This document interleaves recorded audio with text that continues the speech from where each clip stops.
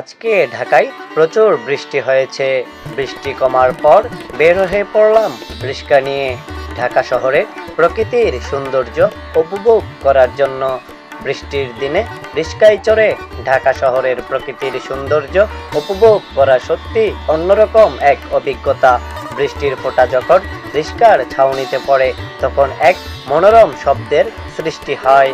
ভেজা রাস্তা, ছাতা মাথায় পথচারী আর রিক্সার টাংটুং শব্দ মিলেমিশে এক শান্ত পরিবেশ তৈরি করে। এই সময়ে শহরের কর্মব্যস্ততা কিছুটা কম থাকলেও প্রকৃতির এই রূপ মুগ্ধ করার মতো। বিশেষ করে ঢাকা শহরের অলিগলিতে রিক্সা যুগে করলে ইতিহাসের সাক্ষী হওয়া যায়। বৃষ্টির ছোঁয়ায় সেই দৃশ্য আরো মনোরম হয়ে ওঠে। বৃষ্টির দিনে ঢাকা শহরে রিক্সা নিয়ে ঘোরাঘুরির মজাটাই আলাদা। রিক্সার ছাউনিতে বৃষ্টির শব্দ যা প্রকৃতির নীরবতা ভঙ্গ করে এক শান্ত সুর সৃষ্টি করে। বৃষ্টির ফোঁটা শরীরে এসে লাগলে এক শীতল অনুভূতি তৈরি হয়।